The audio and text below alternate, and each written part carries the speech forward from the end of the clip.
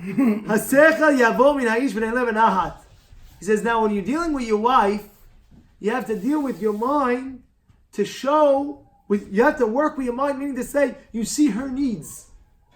You could tell, a husband could tell the wife's needs. You could. You could, honey, what's the matter? This, that. What could I do for you? What? Try to appease her. And it's not so bad once in a while. I know it might sound hard. Once in a while to buy, let's say, a bouquet of flowers, random. Not only Shabbat, random. Imagine, I don't know who would do that, but at the end of the day, if you do that, you're scoring points.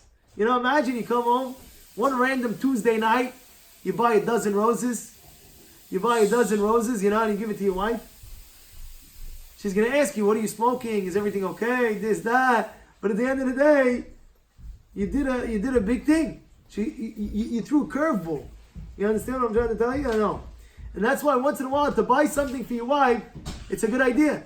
Especially for the holidays.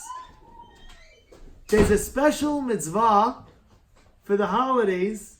I'm talking about Sukkot, Pesach, and Shavuot. There's a special halakha that a person should buy his wife something for the holidays. Right? Now, when I heard this halakha in the beginning, the first few years of my marriage, I personally went and I bought her a piece of jewelry every single holiday. I'm talking about Pesach, I bought her a jewelry. I bought her one year I bought her earrings. One year I bought it. But then after a few years it started getting expensive. I feel like I want to follow the halakha. Then already I had to cut corners a little bit. It was killing the bank. A lot of things. It's true. I'm being honest. That's right. The money I bought a jewelry every single year. Okay, maybe I should have. I don't know. Sometimes the thing is that I guess. But the bottom line is, all I know, I'm going to tell you now that there's a story with Rabbi Yosef Zatzal, where his wife, what happened was, it was one time during this I heard from his son Rabbi Yosef, who was in the house at the time when he was a kid. When Rabbi Yosef's kid, David, he was there, David, he was there, he told us the story, how his mother was sitting once, and there was a sale for jewelry outside, like across the street from his house. There was a sale, a jewelry sale. This. So he told the rabbi, his mother told the Chavadia, I want to see if they have something nice. So here, take $500. Go see what you got. She went, and she came back after, and she said, okay, here's the $500. He said, why are you giving it back to me? Go buy jewelry. Didn't you say sale, this, that? Go get something. Go, Chavod, there. She says, no. I said, what happened? I found something that I really, really like, but they said it's only minimum $2,000. And this is going back a while back. So he said, he told his son David, after, here's $2,000, find out what your mother liked. And his mother said, it was like, there's one nice piece of this. I really wanted it, but there's $2,000. Go find it.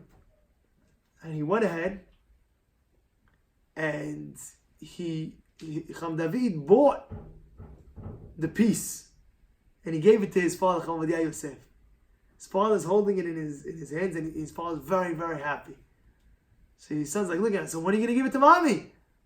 No, not now. I'm going to give it to her. And he waited. It was like a month later. It was like around Purim time.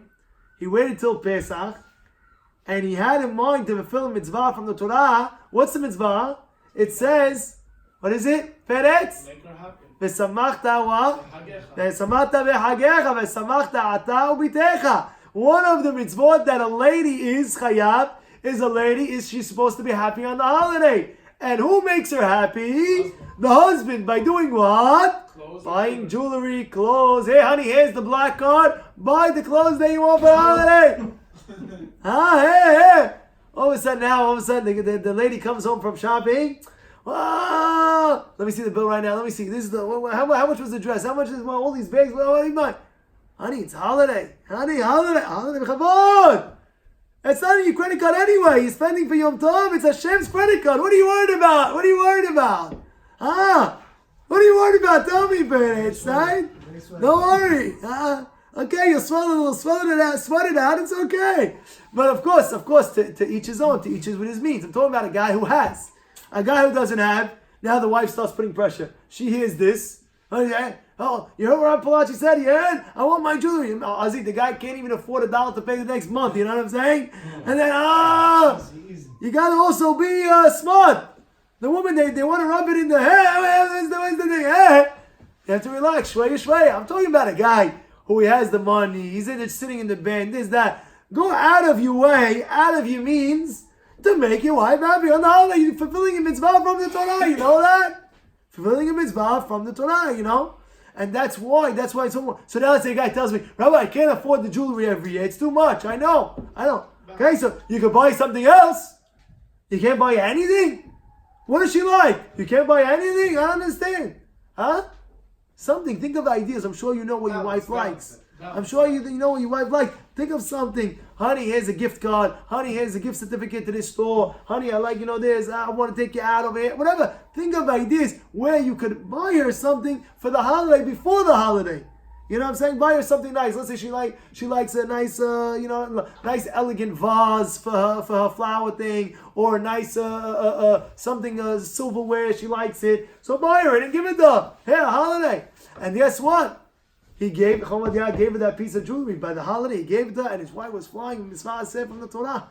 Mitzvah aseh from the Torah. Now I'll tell you personally by me what happened to me. So I was telling you, I was buying every year. The one year that I didn't buy jewelry, one guy from Canada, he was a rabbi from Canada actually, came over to me. He says, "Do you buy jewelry?" I said, "No, this year, he pushed me." If I tell you who the guy is, he pushed me non-stop. He didn't stop. He brought me 15 places till I finally bought it.